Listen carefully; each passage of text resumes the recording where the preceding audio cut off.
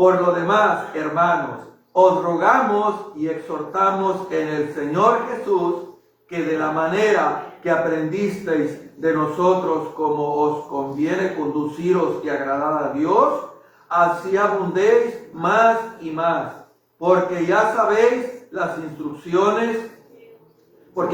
qué instrucciones os dimos por el Señor Jesús. Hoy en día, muchos creyentes piensan que crecer espiritualmente es simplemente el llenarse la cabeza de conocimiento, es decir, el saber más y más. Otros tienen la idea de que el crecer significa asistir a los servicios, significa hacer más cosas en la iglesia. Ahora, esto no tiene nada de malo, pero cuando nosotros lo relacionamos con el hecho de crecer, pues estamos a medio camino, porque no se trata de eso. Lo siguiente, hijo. La historia de hombres como Jonathan Edwards nos muestra a nosotros algo totalmente distinto. El verdadero crecimiento espiritual no nace de la actividad religiosa, no nace del activismo, sino de un corazón profundamente cautivado por Dios.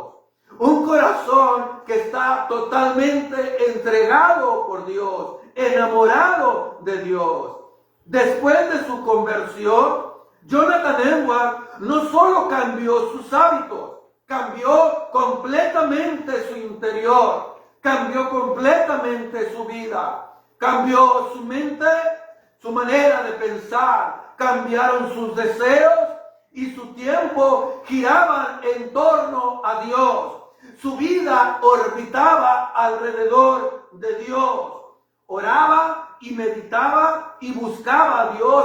Para él no era una carga, era un deleite para él. Era natural para él. ¿Por qué, hermano? Porque su corazón estaba cautivado por Dios.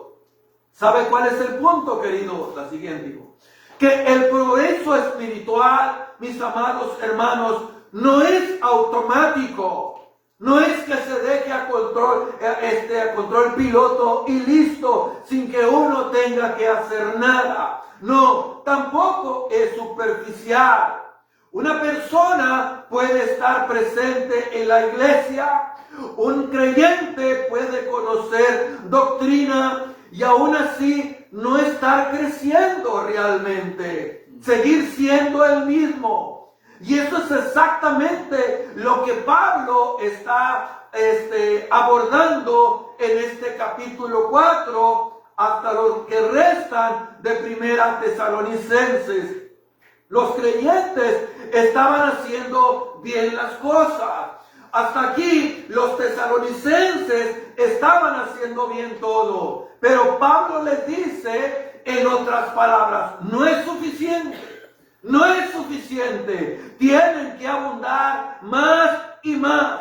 ¿Por qué? Porque el crecimiento cristiano verdadero nunca se detiene, nunca termina y solo ocurre cuando el corazón sigue buscando a Dios con hambre real, como el ciervo que brama por las corrientes de las aguas. Dijo el salmista, así clama por ti, oh Dios, el alma mía. Mi alma tiene sed del Dios vivo. Ese es el corazón que tiene hambre, el corazón que busca a Dios. El progreso espiritual no solo es externo, es interno. No basta con estar bien, hay que seguir creciendo. El conocimiento sin deseo por Dios no transforma, mis amados. La santidad crece donde hay hambre de Dios, donde hay sed de Dios. Y esto es lo que Pablo nos estará enseñando en este capítulo 4, en estos versículos. La siguiente, hijo. Empecemos. En primer lugar, la prioridad del progreso en santidad. Dice Pablo, por lo demás, hermanos. os rogamos y exhortamos, así abundéis más y más. Más y más. El uso, note bien, que Pablo le da a por lo demás, no significa que él ya terminó de decir las cosas. No. Sirve más bien para marcar una transición que una conclusión. Pablo lo usa en este lugar como si estuviera diciendo, ahora, pasando a lo siguiente, o finalmente lo que sigue, aún tiene muchas cosas que decirles. No significa necesariamente que Pablo está terminando la carta, sino que más bien está cambiando de sección. Hasta el capítulo 3, ¿qué hemos visto? Pablo ha estado hablando, expresando su afecto pastoral, recordando su relación con los tesalonicenses, hablando de su preocupación y de su gozo por ellos. Eso es lo que hemos estado hablando en los capítulos del 1 al 3. Con la expresión, por lo demás, ahora inicia una nueva parte donde da instrucciones prácticas. Antes habló teórico, ahora él hablará cosas prácticas. Exhorta sobre cómo es que deben de vivir ellos para agradar a Dios. En otras palabras, la frase introduce esta idea. Después de todo lo que yo les he dicho, dice Pablo en otras palabras, ahora quiero enfocarme en cómo es que ustedes deben de vivir ahora. Para hacerlo, Pablo utiliza dos expresiones importantes en el texto. En primer lugar, les dice Pablo, os rogamos. Eurotao, que significa una participación hecha con humildad. Quiero que note el tono con el que Pablo se dirige a los tesalonicenses, porque Eurotao, os rogamos, más que las palabras de un dictador, más que las palabras de un teniente, más que alguien que da órdenes, no, Pablo muestra humildad, muestra un tacto pastoral hacia los tesalonicenses. Esta palabra habla de humildad, habla de cercanía. El tono de Pablo no es de dictador, es de alguien que ama a la iglesia. Pablo no está imponiendo una obligación, sino que está apelando al corazón de los creyentes.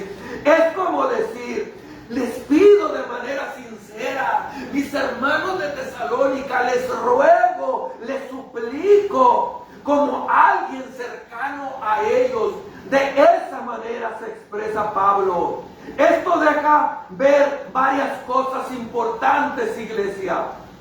Número uno, habla de relación. Pablo habla como hermano, no habla como un superior. Está hablando como un hermano.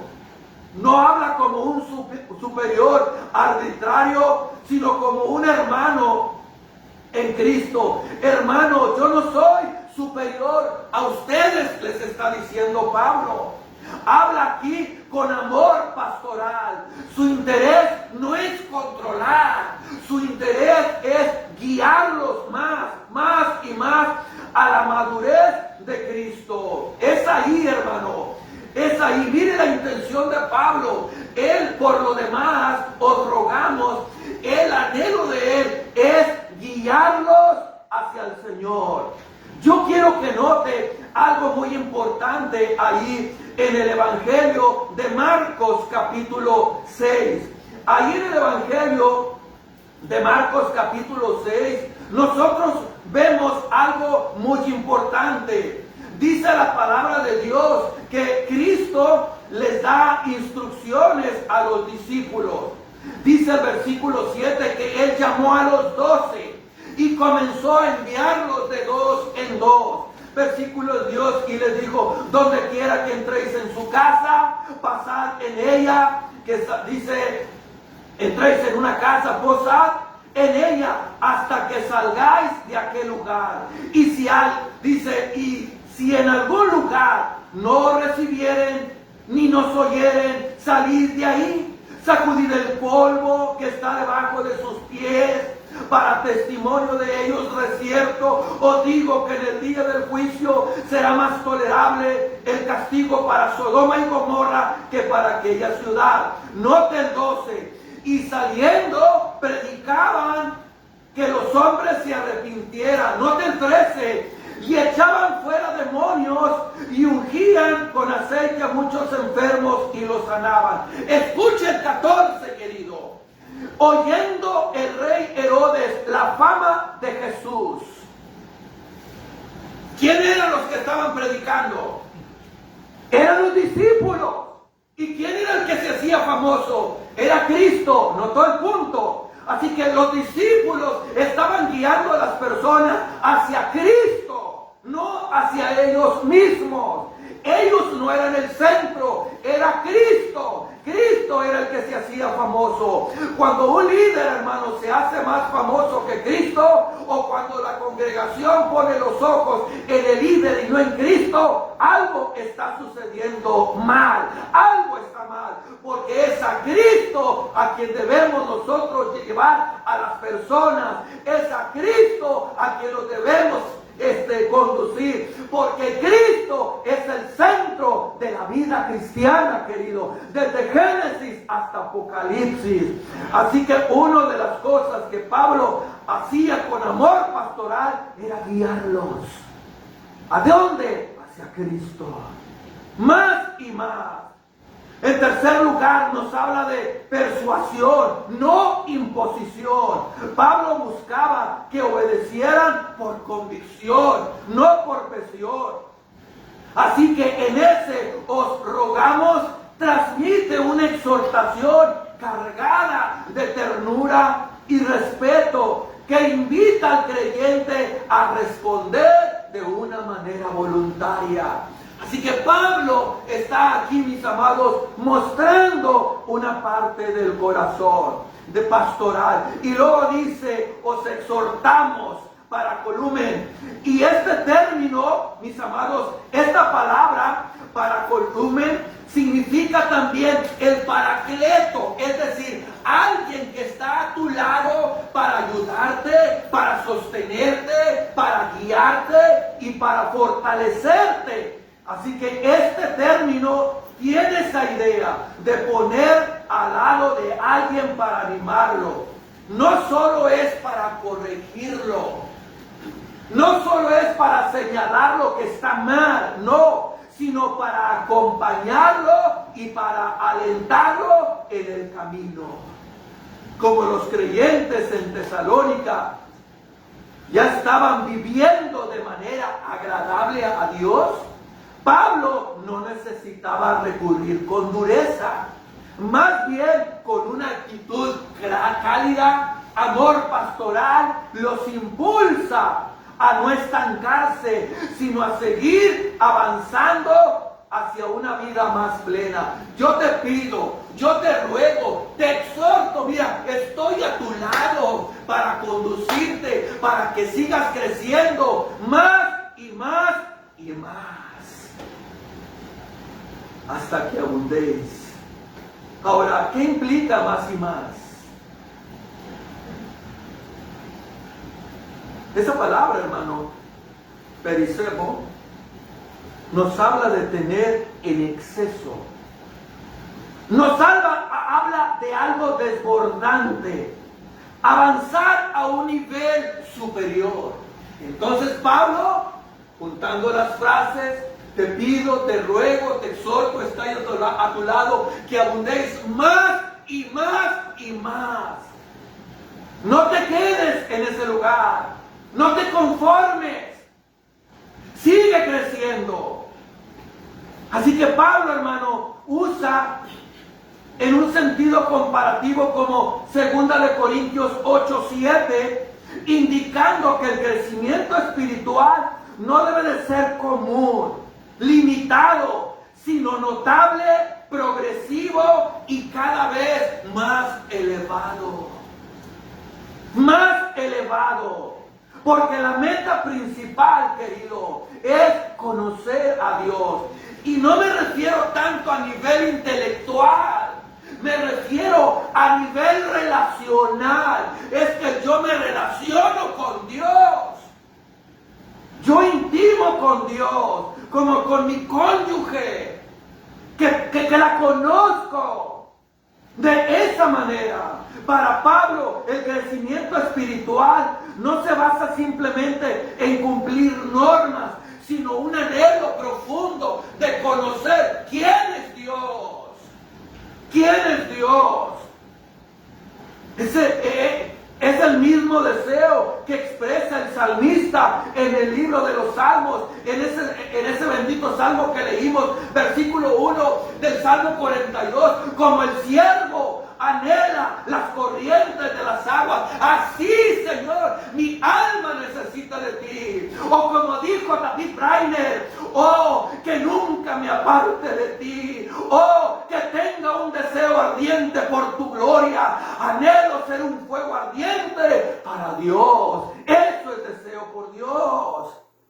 El verdadero motor del creyente es buscar una relación personal con Dios, como también lo expresa Pablo allá, mis amados hermanos, en la epístola a los Filipenses, en el capítulo 3, a partir del versículo 7, mire lo que dice: pero cuantas cosas eran para mi ganancia, las he estimado como pérdida. ¿Por quién? Por amor a Cristo. Y ciertamente aún estimo todas las cosas como pérdida por la excelencia, escucha bien, del conocimiento de Cristo Jesús, mi Señor, por amor del cual lo he perdido todo y lo tengo por basura para ganar a Cristo. Ahí la palabra griega por basura habla de estiércol. Todo eso del mundo, todo eso que he ganado es estiércol comparado con Cristo, la perla de gran precio, y ser hallado en Él, no teniendo mi propia justicia que es por la ley, sino la que es por la fe de Cristo, la justicia de Dios por la fe, a fin de conocerle y el poder de su resurrección y la participación de sus padecimientos, llegar a ser semejante en Él en su muerte. Alabado sea Cristo. Ese, hermano, era el hambre y el anhelo de Pablo. En realidad, iglesia, conocer a Dios es más importante que solo adquirir información bíblica. Es más importante. La Escritura no es un fin en sí mismo, sino el medio por el cual llegamos a conocer al Dios que la inspiró. Al Dios que la inspiró. Si estudiar, orar o servir no nos acerca más a Él, entonces esas prácticas no están produciendo un crecimiento genuino, amados hermanos. No están produciendo un crecimiento genuino. Y en esta ocasión quiero hablar de 4 disciplinas bien importantes. La siguiente, dijo. 4 disciplinas que son imprescindibles en la vida del cristiano para un sano crecimiento. En primer lugar, intimidad con Dios. Intimidad con Dios. Es increíble lo que un cristiano puede hacer sin llegar a ser. Esto es tremendo. Es increíble, hermano, lo que un cristiano puede hacer sin llegar a ser. Usted puede ser un creyente que haga milagros y ser un individuo que no conoce a Dios. No todo el que me dice Señor, Señor, entrará en el reino de los cielos, sino el que hace la voluntad de mi Padre que está en los cielos. Muchos me dirán en aquel día: Señor, Señor, ¿no profetizamos en tu nombre y en tu nombre echamos fuera demonios y en tu nombre hicimos muchos milagros? Entonces le declararé: jamás os conocí, apartados de mí los que practicáis la iniquidad. Así que un creyente puede hacer milagros y ser un individuo que no conoce a Dios. Usted puede vivir una vida de alabanza y adoración y estar perdido. El doctor Miguel Núñez dijo: hay una cosa peor que no ser cristiano, y es no serlo y creer que lo eres. Eso es tremendo, hermano. No, necesitamos conocer a Cristo, necesitamos ser regenerados, necesitamos tener intimidad con Él. Su intimidad con Él es lo que hace posible que su vida cristiana tenga alimentación divina, que no sea producto del activismo religioso, que no sea producto, hermano, de las cosas pasajeras, sino producto de una cercanía con Dios, que consume el pecado y que nos incita a la pureza. Intimidad con Dios es el paso a la madurez, es el tomar en serio a Dios, es que me importe su comunión, es tener temor a Dios, no temor al pastor, no temor a la iglesia, no temor a que me vean, es temor a Dios. En segundo lugar, meditación. Sean gratos los dichos de mi boca y la meditación de mi corazón delante de ti, oh Jehová, roca mía y redentor mío, dice el Salmo 19:14. Es estar tiempo a solas con Dios, no solamente una adoración pública con todo lo bueno que es tener meditación, cercanía con Dios, es estar apartado para estar cerca de Él, es tener tiempo de que Él me escuche y yo le hable, tiempo en que yo lloro con Él, es ser cercano con Dios, es meditar en Él. En tercer lugar, vivir una vida sencilla. Hermano, Dios nos muestra un cristianismo absolutamente sencillo. En tus oraciones y en mis oraciones, nada de repeticiones. En la oración, en la oración que usted hace, Dios no aprende nada. En la oración que yo hago, Dios no aprende nada. Es usted el que aprende de Él. En la oración suya, usted no le informa a Dios, ay, hijo de mi vida, qué bueno que me avisaste que el hermano Fidel está malo. Si no me avisas, no me doy cuenta. No. En la oración, hermano, usted no le informa a Dios. Él sabe todo. Él sabe cuando tú estás enfermo. Él sabe cuando tú estás triste. Él sabe cuando tú necesitas de Él. Él conoce todas tus necesidades. Él sabe cuando tú pecas a escondidas. Él lo sabe todo. La oración no es para cambiar a Dios. La oración es para que me cambie a mí. La oración no es para que se haga mi voluntad, sino para que se haga la voluntad de Dios. Como dijo Martín Lutero, la oración no es para cambiar los planes de Dios, es para confiar y descansar en su santa soberana voluntad. Así que tengo que aprender a orar, tener cercanía con Dios, meditar en Dios y vivir una vida sencilla. En cuarto lugar, una vida rendida a Cristo. Es declarar a Jesucristo el Señor de mi vida, la perla de gran precio. Es por eso que Pablo le dijo al joven Timoteo, ejercítate para la piedad. Timoteo, la piedad es útil para todos, mi hijo. La piedad es útil para que tú enfrentes las crisis. La piedad es útil para enfrentar los conflictos en la iglesia y en el hogar. Por eso Pablo le dice, ahí en su primera carta, capítulo 4, versículo 6, Timoteo, estas cosas manda y enseña, evita que te menosprecien, porque eres joven, más bien, sé un ejemplo para los creyentes. En tu modo de hablar, en tu comportamiento, en tu amor, en tu fe, en tu pureza.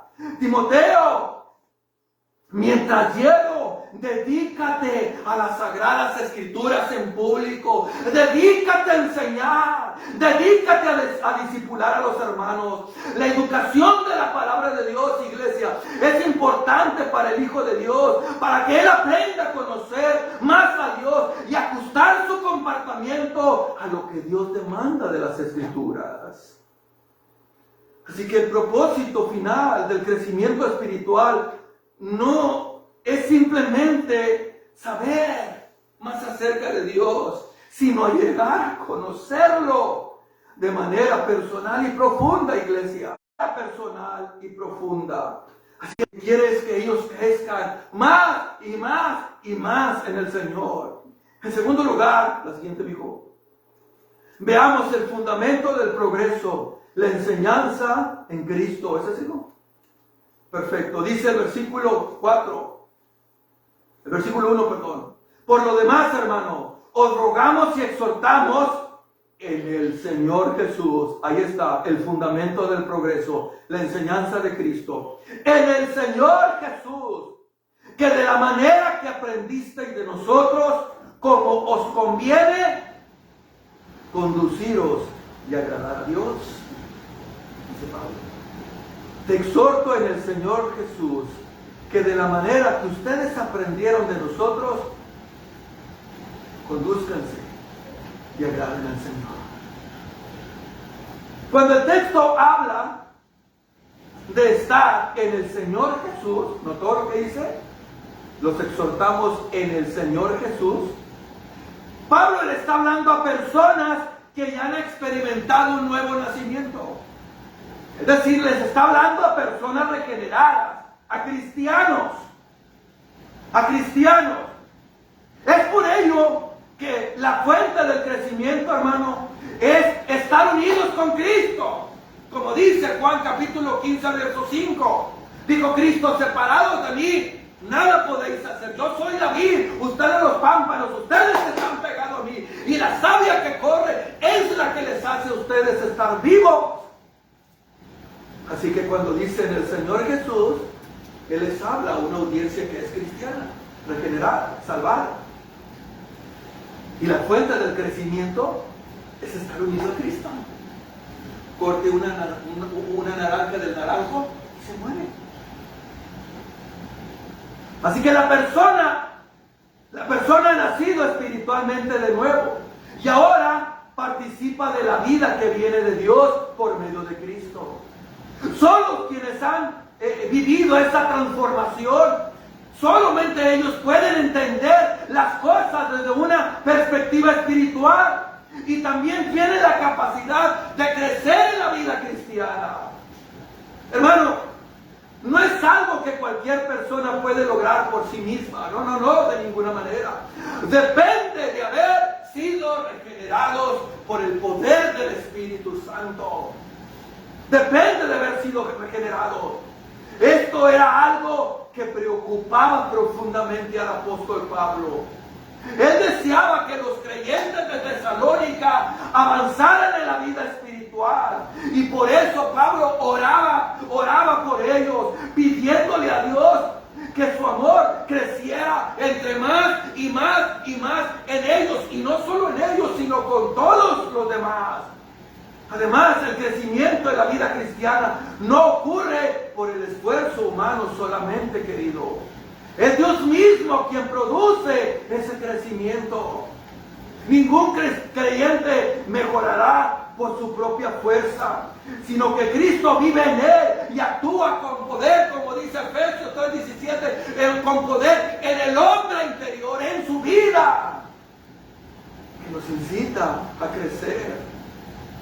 La vida cristiana se basa, querido. La vida cristiana no se basa en esfuerzo humano, sino en dependencia del poder del Espíritu Santo. Eso que yo leo, eso que yo estudio, tengo que ponerlo en práctica, pero en dependencia de Él.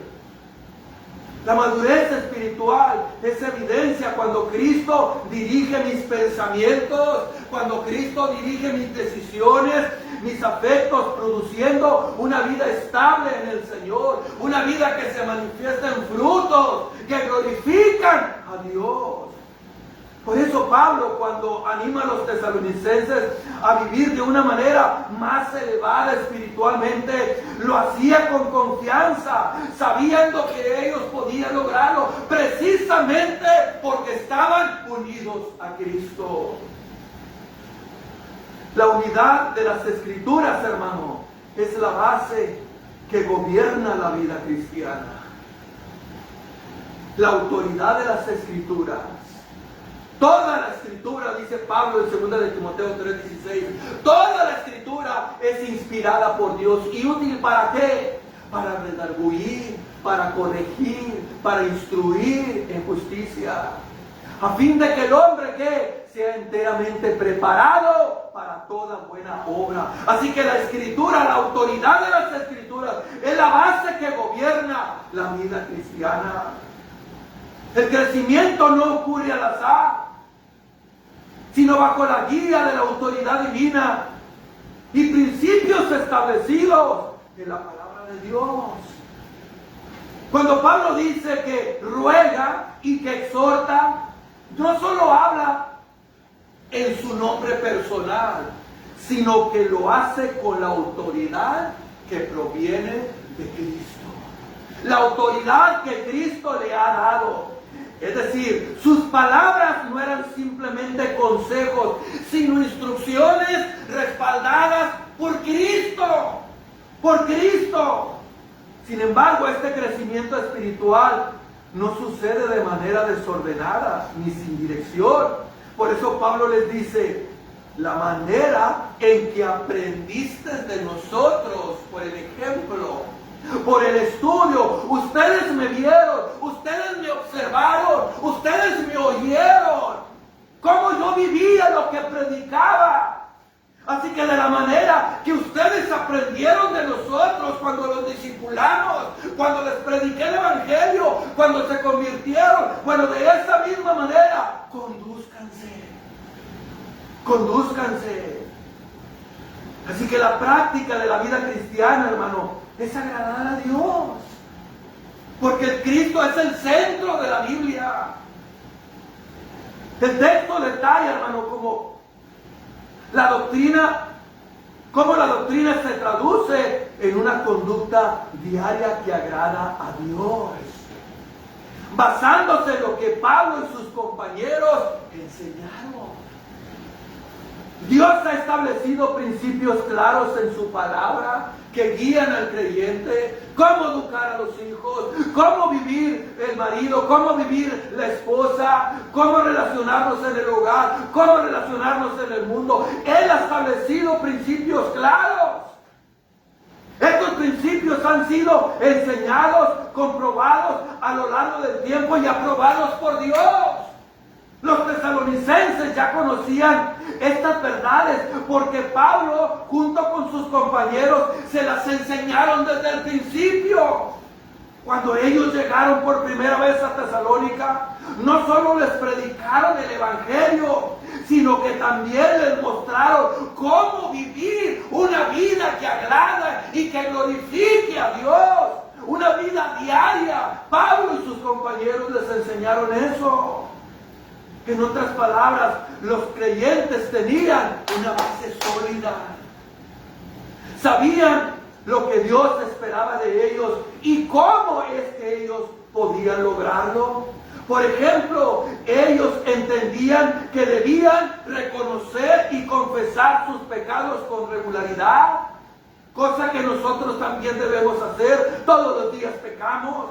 Mantener una vida constante de oración y dependencia de Dios. Eso lo sabía. Usted y yo lo sabemos. Vivir con humildad. Vivir en santidad. Aprender a estar contentos cualquiera que sea la situación. Aquella situación que Dios nos mande de acuerdo a su soberanía y su providencia. Estar contentos. Está dispuesto a soportar dificultades por causa de Cristo. Ellos lo sabían. Compartir el mensaje del Evangelio a otros. Participar en la cena del Señor, que en un momento lo haremos. Cuidarse y apoyarse mutuamente como iglesia. Honrar a Dios en su familia. Servir con dedicación y dar fruto en todo lo que hacen. Eso ellos lo sabían. Y nosotros también debemos hacerlo. Así que Pablo, Silas y Timoteo no solo enseñaron doctrina, sino también un estilo de vida. Un estilo de vida. Y lo más importante es que los tesalonicenses no solo escucharon sus enseñanzas, sino que ellos comenzaron a ponerlas en práctica. Este pasaje nos confronta, hermanos, lo siguiente. Este pasaje nos confronta con una verdad muy concreta. La vida cristiana no solo se trata de conocer, sino de vivir lo que usted ya sabe. Lo que usted ya sabe. Lo que yo ya sé. De vivir lo que ya sabemos. Muchos creyentes hoy en día tienen acceso a enseñanza bíblica, eso lo aprendimos en la mañana. Pero el problema no suele ser falta de conocimiento, sino falta de práctica. Es por ello que el alto conocimiento doctrinal, sin la práctica de la verdad y la dependencia del Espíritu Santo, es letra que mata. Letra que mata. Si yo tengo un elevado conocimiento doctrinal, pero ese conocimiento no se traduce, solo se encuentra en mi cabeza y no se traduce, no se convierte en conducta y acciones que honren a Dios, en una forma de proceder de acuerdo a los estándares de Dios, no se cambia en palabras apropiadas que glorifican a Dios, en aprender a manejar mi vocabulario y utilizarlo sabiamente, soy un cristiano inmaduro. Y la causa de un desarrollo espiritual deficiente está determinado por no aplicar los principios de Dios en la vida diaria. Lamentablemente, iglesia, existen cristianos que nunca crecen. Viven en el jardín de infancia de la iglesia. Se quejan de todo, se enojan por todo, se ensucian con todo, se lamentan con todo, pelean por todo. Son niños que nunca crecen, son niños espirituales. Algunos cristianos creen que van a crecer en su vida escuchando un mensaje por semana. No, no, no. Si usted no aprende a aplicar el conocimiento que tiene de la palabra de Dios en la vida diaria, sea mucho, sea poco, no va a poder crecer espiritualmente. Los tesalonicenses ya sabían cómo agradar a Dios. Y lo estaban haciendo. Lo estaban haciendo. Sin embargo, ¿qué hace Pablo? Vamos. Más y más, sigue creciendo. Sigan creciendo. Esto nos enseña, iglesia, que la vida cristiana nunca llegamos a un punto donde ya es suficiente, ¿no? Nunca vamos a terminar de crecer. Así que la pregunta aquí no es, ¿qué necesito saber? No, estoy obedeciendo lo que ya sé. Estoy poniendo en práctica lo que yo ya sé. Por ejemplo, si sabemos que debemos orar, ¿lo estamos haciendo con constancia? Si sabemos que debemos de confesar nuestros pecados, ¿lo estamos practicando? Si sabemos que debemos amarnos unos a otros, ¿lo estamos demostrando? Este pasaje, iglesia, nos recuerda que la vida cristiana es un llamado a la excelencia espiritual, no a la perfección sin pecado, sino a una vida que cada vez más refleja más y más y más a Cristo. Examinémonos con honestidad. ¿En qué áreas tú sabes lo que Dios quiere, pero no lo estás haciendo? ¿En qué áreas de tu vida tú sabes que Dios quiere que cambie y tú no lo estás haciendo? Tú sabes que debes hacerlo, pero no lo haces. ¿Cuáles son esas áreas? ¿Estás creciendo o te estás estancando espiritualmente? ¿Estás dependiendo de Cristo o estás haciendo la vida en tus propias fuerzas? Hermano, solo tú puedes contestarte estas preguntas. Hoy es un buen momento para dar un paso concreto. No aprender algo nuevo, sino obedecer mejor lo que Dios ya me enseñó. Obedecer mejor lo que Dios ya me enseñó. Y en tercer último lugar, hermano, la siguiente digo. Veamos el fundamento del progreso, vivir según lo aprendido por Cristo. Lo que aprendiste, porque ya sabéis las instrucciones, porque ya sabéis qué instrucciones os dimos por el Señor. Ya las saben ustedes, les dice Pablo, ustedes ya las saben. El crecimiento cristiano es un proceso progresivo en el que bajo la autoridad de Cristo, el gobierno de Cristo, El creyente es transformado por el Espíritu mediante la poderosa palabra de Dios, a través de una obediencia diaria, perseverante, constante, al contemplar a Cristo en las Escrituras. A Cristo en las Escrituras. El fundamento del progreso, vivir según lo aprendido por Cristo. La santificación es progresiva, no instantánea. La siguiente, hijo. El crecimiento espiritual, hermano, no es un proceso instantáneo. Hay muchos que se ponen la Biblia bajo de la almohada pensando que de esa manera van a crecer. Se van a ir todos los pensamientos de las letras a meterse. No, hermano.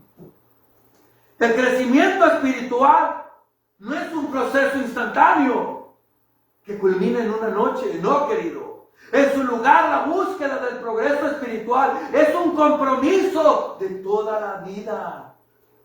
Pablo exhorta a los tesalonicenses a que continúen avanzando como lo han hecho hasta ahora, recordándoles que van en el camino de la santificación progresiva. El que comenzó la buena obra en nosotros, dice Filipenses 1:6, la perfeccionará hasta que Cristo venga. Y dice 2 Corintios 3:18, transformados, vamos siendo transformados de gloria en gloria, poco a poco. Seguid la santidad, dice el autor a los Hebreos en el capítulo 12, verso 14. Seguid la santidad. Así que el crecimiento, mis amados hermanos, espiritual es continuo, gradual y seguro en el creyente verdadero. En segundo lugar, el siguiente hijo. La obediencia diaria es el medio del crecimiento. Usted obedece, usted crece. Dios le da una orden, usted la obedece, va creciendo. Dios le da otra orden, usted obedece, va creciendo. Cuando los creyentes caminan en obediencia diaria, gradualmente, pero con firmeza, se hace cada vez más semejantes a Cristo. Los cristianos que desean conocer mejor a Dios, amarlo más y obedecer plenamente, deben vivir conforme a los estándares de las Escrituras, conforme a los mandamientos. Por eso Cristo le dijo en Juan capítulo 14, verso 5, si me amáis, si ustedes me aman, guarden mi palabra, guarden mis mandamientos. Así que conocer a Dios, según 1 de Juan 2, 3 al 5, conocer a Dios es igual obedecerle. Es igual obedecerle. Dice, y en esto sabemos que nosotros le conocemos, dice Juan. ¿En qué? Si guardamos sus mandamientos. El que dice, yo le conozco y no guarda sus mandamientos, el tal es mentiroso. Y la verdad no está en él.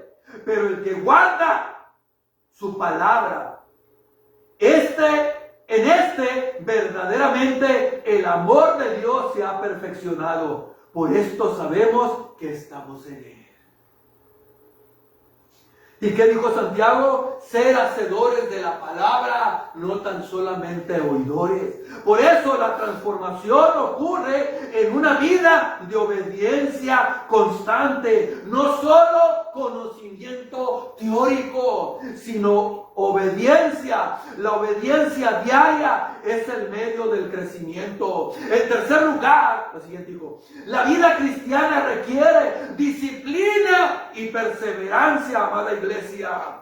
Pablo usa la imagen de un corredor, de un luchador, en 1 de Corintios 9, 24, 27. ¿Para qué? Para enseñar que el creyente debe de tener una mentalidad paciente, una mentalidad disciplinada y una mentalidad determinada. Así como un atleta se esfuerza por un premio terrenal, el cristiano persevera por una recompensa eterna. ¿Qué nos dice, hermano? Hebreos 12, 1 y 2. Nos dice que debemos de correr con paciencia. Por tanto, nosotros también, teniendo alrededor tan gran nube de testigos. ¿Cuáles testigos? En este capítulo 11 de Hebreos. Despojémonos de todo peso y del pecado que nos asedia y corramos ¿con qué? Con paciencia la carrera que tenemos por delante y puestos los ojos ¿en quién? En Cristo.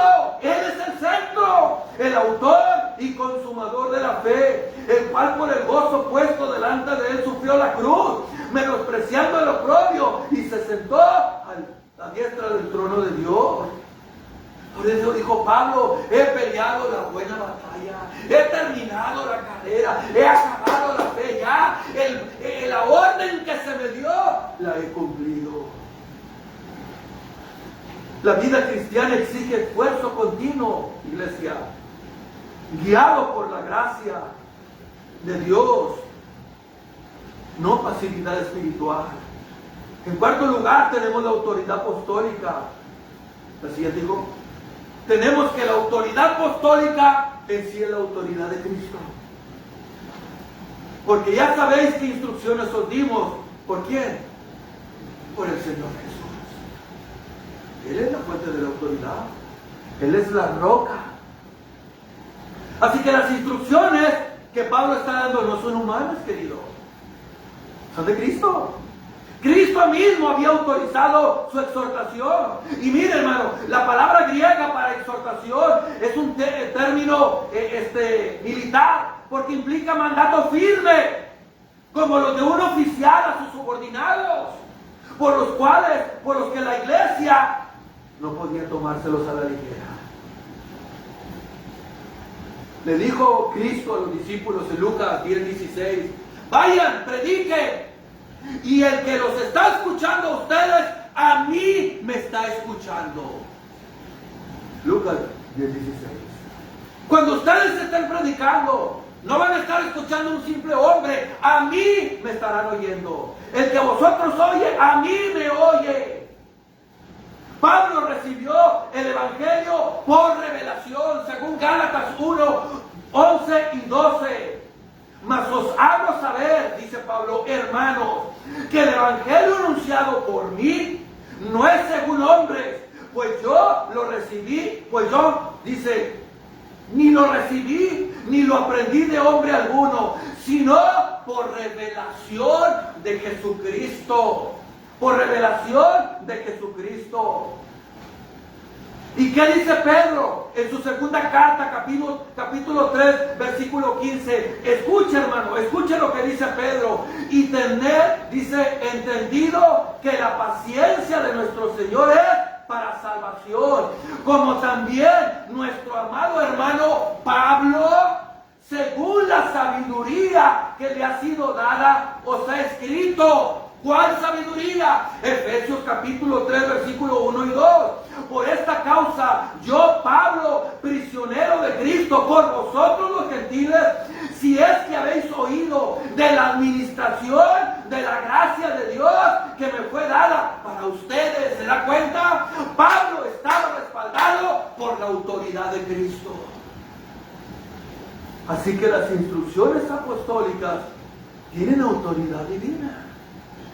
Y cuando nos paramos aquí, hermano, en el día del Señor, y interpretamos la palabra de Dios correctamente, es Dios hablando en su vida. Eso es lo que enseña la Escritura. Las Escrituras apostólicas tienen autoridad divina. Y cuando usted las obedece, usted está obedeciendo a Cristo. El crecimiento espiritual, hermano, ocurre por la palabra y el Espíritu. La siguiente. Los creyentes experimentan crecimiento espiritual por el poder de Cristo que habita en ellos y por su obediencia a la verdad de la palabra. Dice Pablo en Efesios 3:16, porque dice, para que os dé, está orando, conforme a las riquezas de su gloria, el ser fortalecidos con poder en el hombre interior por su espíritu. El poder espiritual es un distintivo de todo cristiano que se somete con humildad a la palabra y el Espíritu de Dios. Hermano, no solo es esfuerzo humano, sino una obra interna del Espíritu mediante la verdad revelada. Santifícalos en tu verdad, dijo Cristo. Tu palabra es verdad. ¿Y qué dijo Pablo en Efesios 5:26? Para santificarla, habiéndola purificado en el lavamiento del agua por la palabra. La palabra. Así que el crecimiento ocurre por la palabra, querido. Por medio del Espíritu Santo. Y en último lugar, la siguiente dijo, tenemos la imagen del espejo, confirma el proceso. Por tanto, nosotros todos, mirando a cara descubierta como un espejo, la gloria del Señor, ¿qué dice Pablo? Somos transformados de gloria en gloria en la imagen, en la misma imagen, como por el Espíritu del Señor. Aleluya. Pablo, hermano, no recalca aquí tanto los propósitos, las propiedades físicas del espejo. No está hablando tanto Pablo de eso. De las propiedades físicas del espejo para reflejar una imagen. No, ¿sabe cuál es el punto de Pablo aquí? Lo que Pablo quiere resaltar es la intimidad que produce cuando usted y yo nos acercamos a un espejo. La intimidad que produce el acercamiento al espejo. Eso es lo que Pablo está resaltando aquí. Una persona puede acercar un espejo a su cara y observar todo sin impedimento. Puede verse las cosas, los poros. Hay espejos que ponen unos ojotes grandotes, todas las cosas, las manchas. Usted las ve por medio del espejo. Pero los espejos en el tiempo de Pablo no eran como los de nosotros hoy en día. Eran metal pulido, por lo cual producían un reflejo bastante alejado de la perfección. Aunque la visión era íntima, sin obstrucciones, los creyentes no ven ahora una representación perfecta de la gloria de Dios, como podría ser algún día, como va a suceder algún día, mejor dicho. No se ve. Así como los espejos, no se miraba la imagen en su totalidad en la época de Pablo, porque era metal pulido. Dice Pablo, bueno, de la misma manera, así lo miramos hoy en día. Pero algún día somos poco a poco, vamos viendo su gloria poco a poco, hasta que algún día vamos a ser como Él. Gloria a Dios. Por ello, hermano, Pablo describe este proceso como contemplar la gloria del Señor y ser transformados poco a su imagen. Esa gloria se ve en Cristo, revelado en las Escrituras, revelado en la palabra. La Biblia actúa, iglesia, como un espejo. Cuando el creyente la contempla con un corazón humilde, sincero, bajo la obra del Espíritu Santo, ve a Cristo y es transformado progresivamente, poco a poco. Hasta que algún día vamos a ser como Él, iglesia. Por eso Pablo les dice, crezcan más y más. Es por ello que la vida cristiana es un proceso continuo de santificación en el cual el creyente, bajo la autoridad de Cristo, obedece su palabra y es transformado progresivamente por el Espíritu Santo a la imagen de Cristo. La meta máxima del creyente, ¿cuál es? Ser como Cristo, como dice Pablo en Romanos 8:29, ser el propósito. Y sabemos que todas las cosas nos ayudan a bien. Sí, estos problemas me van a dar salud, prosperidad, una casa, un coche. No. Pablo no habla de eso. Todo me ayuda bien. ¿Para qué? Para ser como la imagen de Cristo, para parecerme más a Cristo. A eso se refiere Pablo. Hacerme más a la imagen de Él. Y Él va a juntar las tribulaciones, el dolor, las cosas amargas con las dulces, y las va a juntar. Y eso hará que cada vez nos parezcamos más a Cristo. Más a Cristo, más a Cristo. Y al enfocarse de manera continua a Él, el Espíritu transforma cada vez más al creyente a su imagen. Alabado Cristo. Termino, hermano, la siguiente. En 1 de Tesalonicenses 4, 1 y 2, Pablo no introduce una enseñanza nueva, hermanos, sino que llama a los creyentes a perseverar y avanzar en la vida que ellos ya habían aprendido. ¿Qué nos está diciendo el Señor? Que usted y yo debemos hacer lo mismo. Avanzar en lo que ya aprendimos. Les recuerda que el objetivo de la vida cristiana es agradar a Dios. Y que esto no es algo estático, sino crecimiento continuo. Y este progreso ocurre en la medida en que el creyente obedece las instrucciones que ha recibido. En esa medida. Entendiendo que no provienen de hombres, sino que Cristo mismo se las autorizó. Por lo tanto, la vida cristiana no es opcional, ni mucho menos superficial. Es un llamado serio a vivir una vida constante que glorifique a Dios, creciendo cada vez más en santidad. Así que Pablo establece que el verdadero creyente no se conforma con lo que alcanzó, sino que busca abundar más y más, sabiendo que su caminar está siendo guiado por la autoridad de Cristo y dirigido hacia una transformación progresiva que agrada a Dios y que culminará con la transformación completa de nuestra vida, semejante a la de Cristo. Hijitos, aún no se ha manifestado lo que vamos a hacer, pero sabemos que cuando Él se manifieste, seremos todos como Él es, porque lo veremos. Hacia allá nos dirigimos, como cristiano que se dirigía a la ciudad celestial. Saldrá el pantano del desaliento, la feria de vanidades te saldrá. Atraparte, el castillo de la duda, quedará sacarte. Pero fiel es Dios que estará con nosotros para llevarnos. Y si Él quiere que crucemos el Jordán, lo vamos a cruzar. Pero no se preocupe, porque la muerte será la carroza que nos llevará a su presencia. Y si Él viene, gloria a Dios. Así que si vivimos o si morimos, somos del Señor. A Él la gloria. Póngase de pie, hermano.